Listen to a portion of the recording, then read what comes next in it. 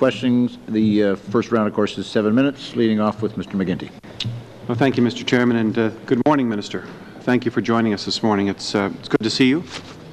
The time is short, Minister, as you know very well in these meetings, and so I'd like to ask you if you might indulge me and provide a brief answer to my questions wherever possible. Minister, first of all, when industries dispose of solid waste in this country, they produce a tipping fee. They pay a tipping fee. They produce waste and they pay a tipping fee. Yet in Canada, when industries dump emissions into the atmosphere, they pay nothing. Do you agree that the time has come for Canada to ensure that large industry pays to dump emissions into the air we breathe? And if you could, yes or no, please. I would rather see them reduce the emissions instead of putting them into the atmosphere. Do you agree it's time for us to charge for the right to pollute into the atmosphere? I disagree with the notion of a carbon tax. Our approach will be to provide regulation for industry to ensure that we reduce both greenhouse gas emissions and we reduce air pollutants. We're not looking at a carbon-based tax. I know this has been a proposal which has been talked by some leaders in your party, but it's not one that the government has looked at. Okay. So I'm not sure if that's a yes or a no, but I'll take it as a no. Now, Minister, here's another question for you, if you could help me out. What do you think is, you've cited Professor Boyd now 3 times, I think, in your presentation this morning, and selectively, I might add. Can you tell us what is your feeling about the less costly and more efficient option when it comes to reducing greenhouse gases? Do you think a carbon trading market or a carbon tax would be more efficient for Canadians? Well, I don't. I think there's a fundamental difference between our government's approach and the previous government. I think, I was in my riding of Ottawa-Westapian last night, speaking to a Kiwanis club, and I certainly believe that Canadian families don't believe that it's in the best interest of Canadian taxpayers to buy credits, hot air credits in a place like Russia, where we're only compensating for previous government actions. It's almost like saying, around the world we've signed a protocol to all go on a diet and lose some weight, and we can't, instead of losing weight, we gain 35 pounds, but we can somehow get an out by paying someone in Russia to lose weight for us. And by the way, they don't even lose any weight. This is just going to compensate them for weight that they lost 20 years ago. Thank you, Minister. Can you tell us, and can you help Canadians understand, can you tell us what the difference is between a carbon trading system and a carbon tax? A carbon trading system is certainly up and running in the European Union, whereas a carbon tax, I think, would, I suppose it would depend on what kind of proposal you were making. It would be in the eye of the beholder. Which countries, for example, have a carbon tax today, Minister? I don't. It's not. Carbon tax is not a solution which I have explored because I don't think the tax system is the regime to do that. Do you know what the price? We don't sit around the cabinet table dreaming up ways to increase taxes. That's certainly more common in the McGuinty family than it is in the Harper cabinet.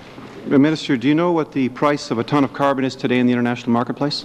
Is there an international or on the European Union? I think the prices have ranged from $20 to $55. What's the price in Chicago today? This morning? What's the price? Give us an indication. Do you know what the price is? Well, in the United States, they don't have a genuine regulated market. They only trade NOx and SOx as far as air pollutants in a mandatory way for electricity, the electricity sector. So let me try it this way, Minister. Can you tell us what the projected value of the international carbon market would be by 2020 or even 2050? Well, if you and what part Canada should actually seek to be participating in? How much of it? We're not looking at participating in an international carbon market. What? Can you repeat that for the record? We're not interested in participating in carbon markets overseas. The previous government's efforts were very different. Let me give you an example of why I think it's so important to make investments here in Canada. A concrete, clear example that underlines the point. When I was Minister of Energy in Ontario, we announced a plan to phase out our coal-fired electricity generating stations by 2015. The first one was that we slated for closure was the Lakeview generating station in Mississauga. The Lakeview generating station was when 3 of the 4 units were down. The only good news is that only 1 unit could go down. So it was at the end of its lifespan, being held together with duct tape. So when it was closed by the successor government in Ontario, we were able to reduce greenhouse gas emissions and also at the same time improve air quality by reducing the pollutants that were emitted by that generating station. That's the kind of action, the kind of integrated action that deals with both climate change and human health. That's the kind of action that we support, an integrated approach here in Canada, an integrated approach that would, in our airshed and making investments in Canada. I appreciate that's an honest difference of opinion, and it's one that I'm happy to defend to Canadians. Minister, now that you've opened the door about your record in Ontario, is it true that between 1995 and 2003, while you were in the Ontario government and Minister of Energy is in part, that Ontario's energy dependence on coal-fired plants increased by 127%? Well, we did have... And also, let me just finish the question, is it also true that as a result of that, it caused emissions of CO2 from coal to rise 124%, emissions of sulfur dioxide to rise by 114%, and emissions of nitric oxide emissions to rise by 22%? Yeah. Is that true? The reality of the problems with the nuclear generating station at Pickering and the problems that we had in previous years at Bruce. I know the Liberal government of the day had to close down 4 reactors at Bruce. And the Conservative government had to close down reactors at Pickering because of nuclear safety concerns, and that resulted in increased reliance on other sources.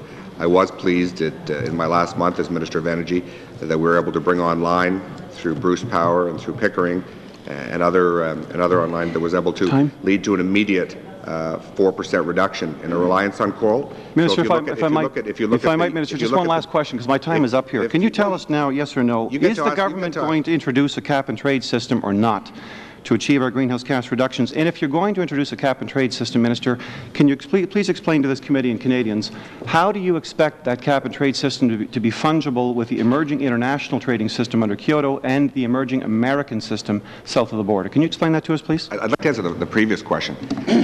I was pleased to see the reduction of 4% based on the new nuclear generation that we were able to bring on Ontario my last month. We certainly left the successive government, the government that succeeded us, in a good position because we were able to bring so much nuclear online in my last month in office, and that would certainly set the next government up to look pretty.